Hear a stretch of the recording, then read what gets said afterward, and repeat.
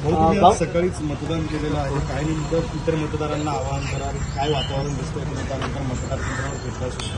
सर्वात प्रथम 7 वाजता शैलेंद्रनगर दहिसरला मी मतदान केलं आणि पहिला क्रमांक मतदानाचा त्या ठिकाणी मी बजावला आणि मला आनंद आणि उत्साह एवढ्याचा वाटतोय की मतदारांमध्ये जी जागृती केली, मतदान मोठ्या प्रमाणावर करा, त्या झुंडीच्या झुंडी मतदानाला त्या ठिकाणी जाताना दिसत आहेत.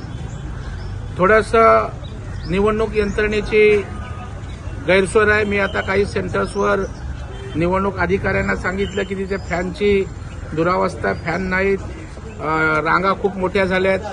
तर आता अशोकवनच्या केंद्रावर त्या ठिकाणी डेप्युटी कलेक्टर घुगेंना निवडणूक अधिकाऱ्यांनी स्वतंत्र पाठवले आणि तिथे लवकरात लवकर जवळपास 1 किलोमीटरची रांग आहे, तर ती क्लिअर करण्यासंदर्भात सुद्धा त्यांच्या निदर्शनास आणलंय आणि ते गतीनं कार्यवाही करतायत. मला वाटतं मतदान जास्त व्हावं जेव्हा अशी अपेक्षा करतो त्यावेळेला आपली यंत्रणा गतिशील असली पाहिजे. मला थोडं त्यामध्ये कमतरता वाटते. आता मी मुख्य निवडणूक अधिकाऱ्यांना बोललोय, या सर्व लोकसभा क्षेत्राच्या ते काळजी घेत आहेत, तशा प्रकारच्या सूचना देऊन कार्यवाही होताना दिसते.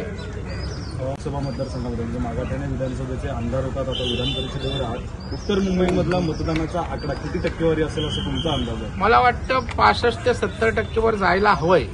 आम्ही तशा प्रकारचं जनजागरण केलेलं आहे आणि बरीचशी लोक दुसऱ्या राज्यात गेलेली आलेली आहेत, गावाकडे गेलेली लोक आलेली आहेत. त्यामुळे लोकांनी उत्साह दाखवलाय.